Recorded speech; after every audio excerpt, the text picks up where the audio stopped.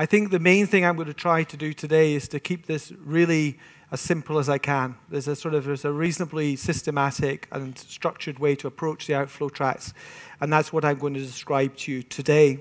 And then I'm going to move on to one or two things as to what's new, one or two newer things, and then we're going to go straight on to live scanning. I apologize in advance. I've got quite a short-term flight, so if I leave before the very end of the session, it's because the traffic's terrible to the airport, so apologies for that, but that's the reality. First of all, the starting point for all of our examinations is really going to be the four-chamber view, and I'm not going to be talking about that or situs because I don't have time.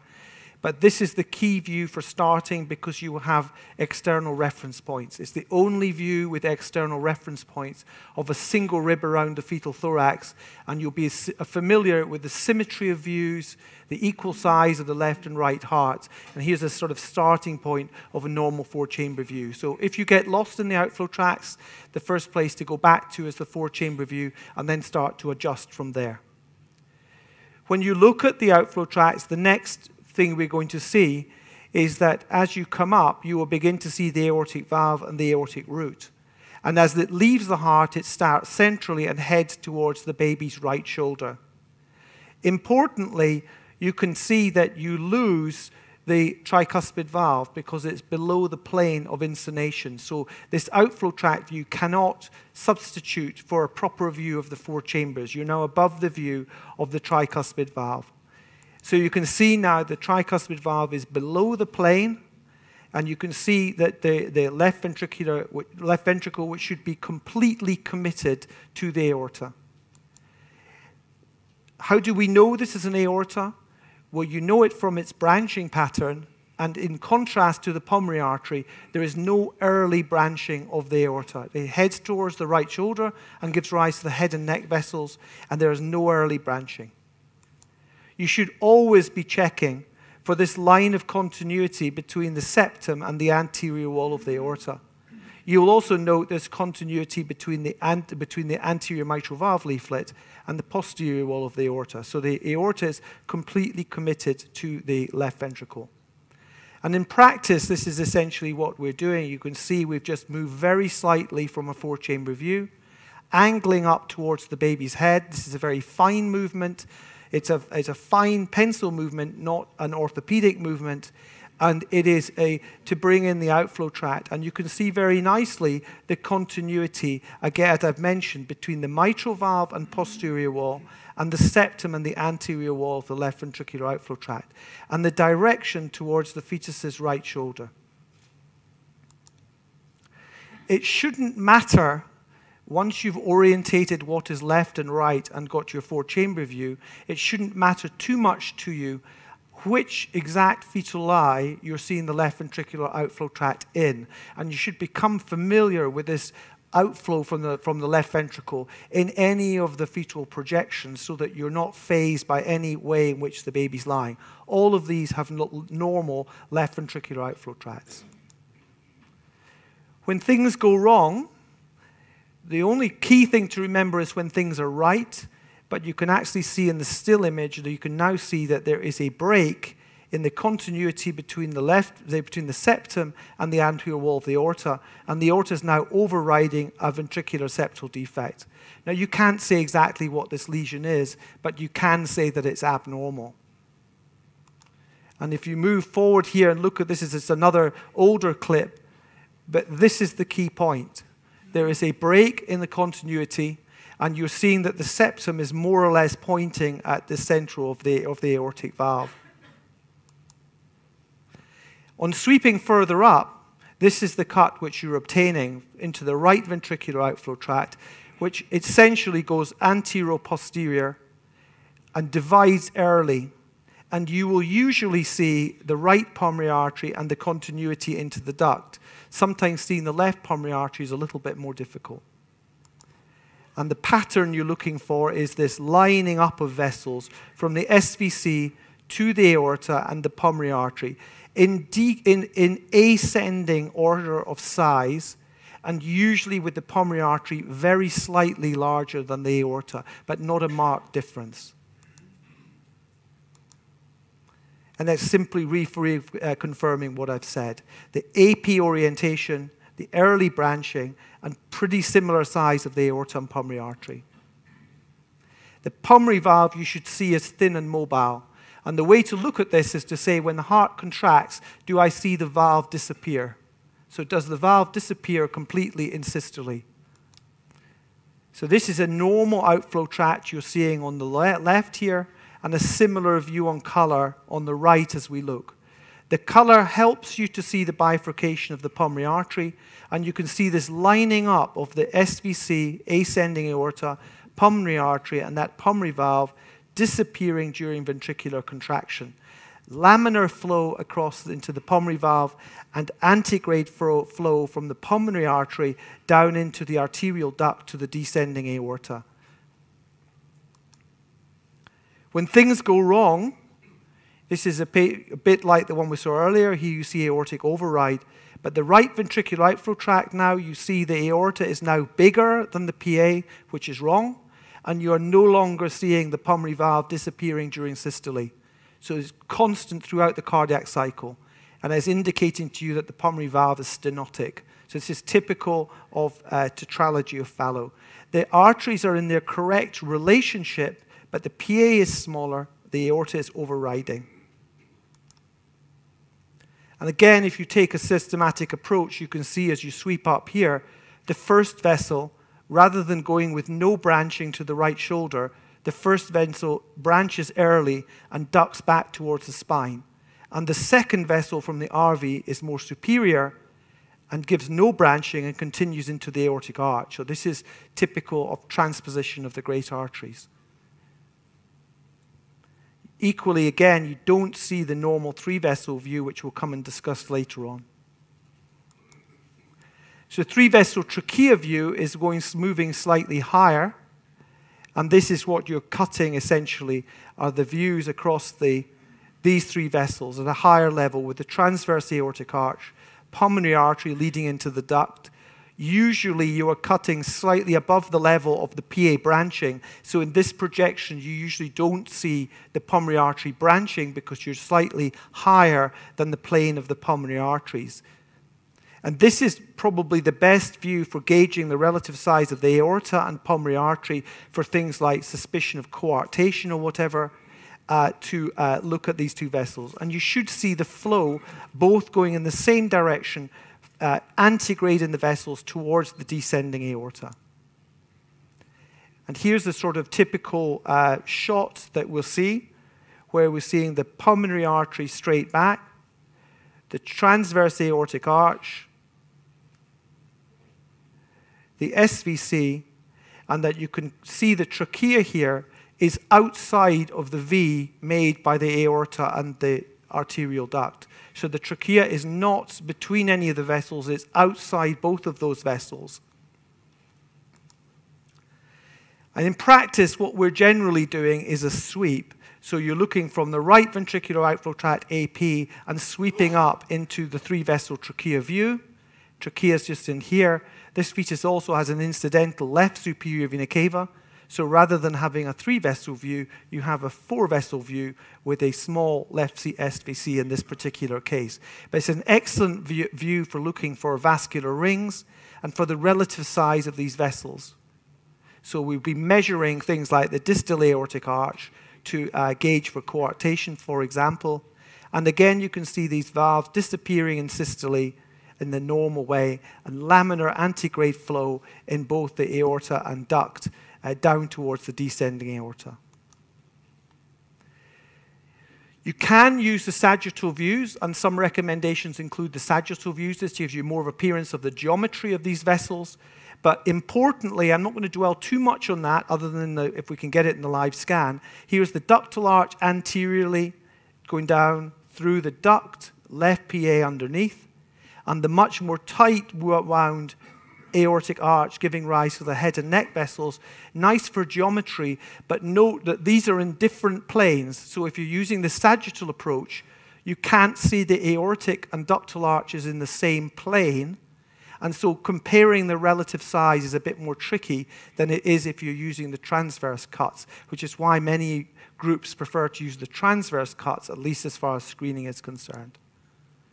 If you want to look at sizing of vessels, certainly from our group, we've just published a series of over 7,000 cases of prospectively acquired normal sizes, and you can refer to this from last year.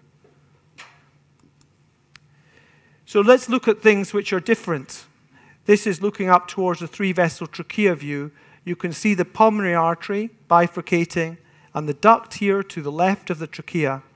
But in this example, the aorta continues to the right of the trachea. So in this situation, the trachea is between the right aortic arch and the pulmonary artery and left arterial duct, giving the potential for a vascular ring. So this is typical of a right aortic arch. You'll see that there is a vessel crossing anterior to the trachea, and this is usually the left brachiocephalic artery, but you need to be very sure that you're not dealing with a double aortic arch, with a right-sided and a left-sided aortic arch, and we'll have a look at that in a second, just as an example. So this is the typical anatomy that we're seeing, with the right arch, left duct, and the structures between. Double aortic arch, this is where you get 4 vessels, right arch, duct, and the trachea is between the right and left arches. So this is where it gets a little bit more tricky, and you need to be very clear about what your normal views are before you pick out something which is abnormal. But since these views have been introduced, we're inundated with arch abnormalities of this type. And here you can see the appearance of a double aortic arch. We like to say this looks like a bit like a Z or an S, like a Zorro sign, with right arch, left duct. That's the usual pattern. Something you may have seen, and we use quite a lot now, this is the recently described from our unit, 3D motion-corrected fetal cardiac MRI. So this is a double arch, reconstructed from fetal life, showing both the position of the trachea and the aortic arches. Clearly that's not ultrasound, but it's of interest.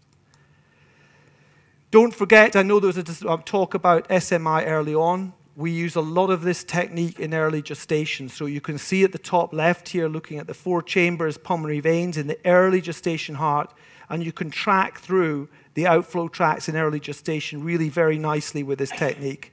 To 4 chambers, looking at left ventricular outflow tract, right ventricular outflow tract, and transverse aortic arch. They light up beautifully in the first trimester.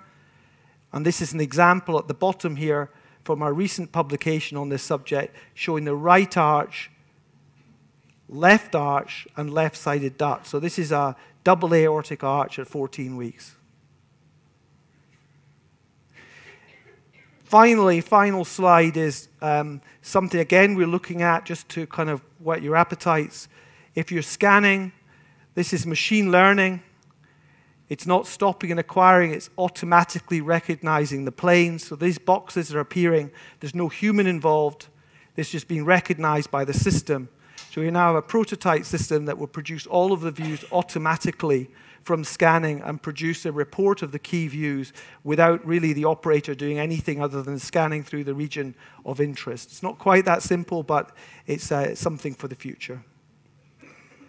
Finally, please, you've got a few flyers around. We are having a 2-day course in early November, if anyone fancies a trip to London, even after Brexit. And if you want to see more, our book is around at the Congress, so please have a look. So I'm going to move right along now to do the live scanning, and we can go on from there. So baby's moved around a little bit from when we started before, but let's start at the very beginning here and see what we can see here.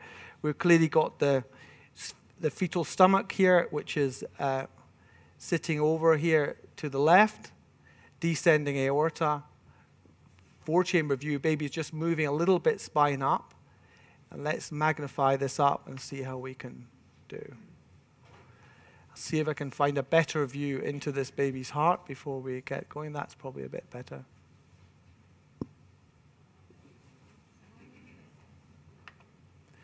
Okay, so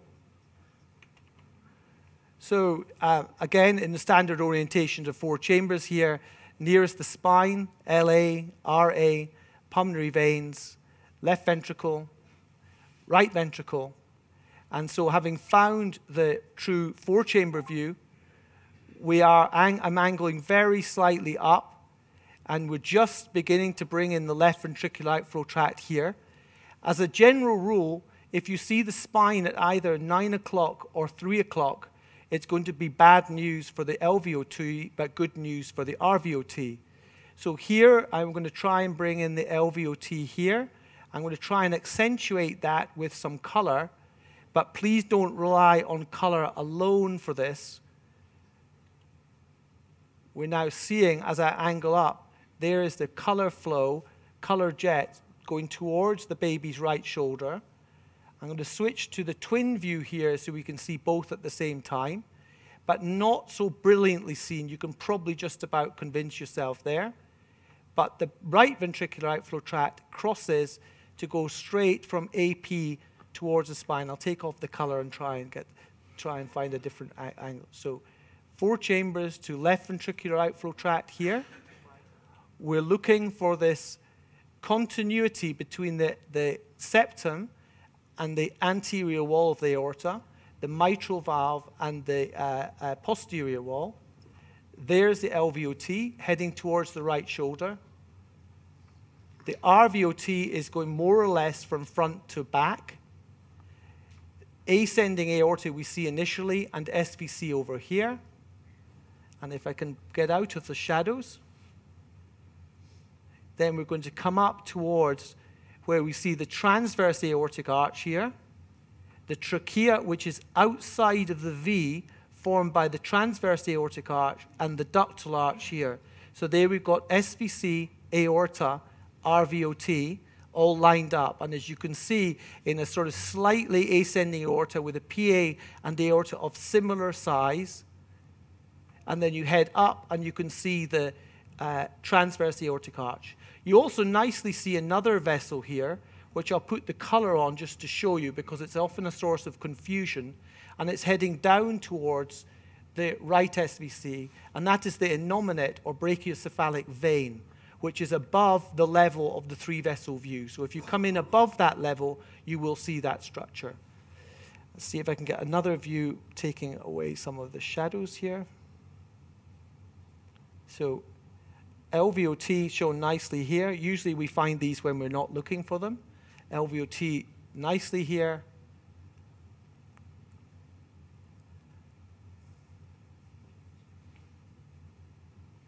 RVOT, front back, ascending aorta, SVC. When the spine is up, if I'm going to move to a spine up position, one of the things that you can see often really nicely is the left ventricular outflow tract. So if the spine is up, don't despair about the left ventricular outflow tract. You can actually see it reasonably nicely in here, even though the spine is relatively uppermost in this particular view. I'm going to try and find new views in here to overcome some of the shadowing. So again, I'm going back to the start, finding single rib, left stomach, descending aorta,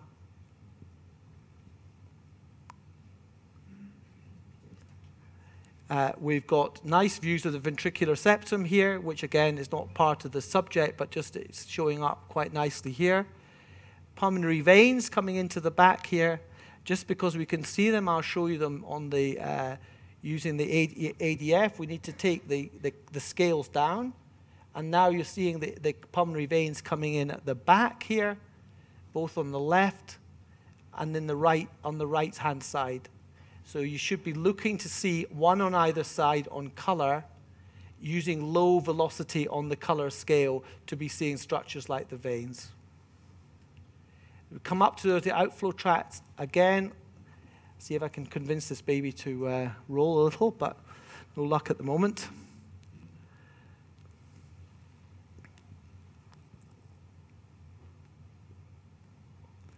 Now we're even more spine up, so Again, show you the LVOT is very nicely seen on the spine up view. And you just about, even under the shadows, catch the right ventricular outflow tract down in this type of projection here. But again, I'll see if I can convince you a little bit more about that. See if I can bring in the arch, not completely spine up, but now switching more into the true arch views.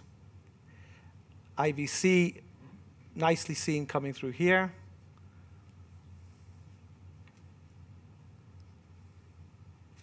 And higher scale for the arches. It's antegrade flow through both the ductal and the aortic arch. Now, if you're scanning and you're wondering which one is which, then embryologically, the superior arch is the aortic arch.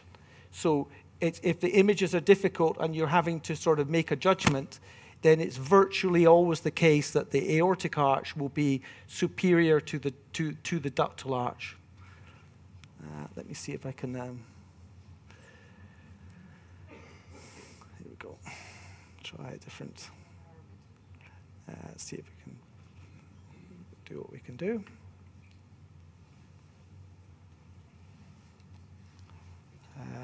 We'll give it a try. There we go.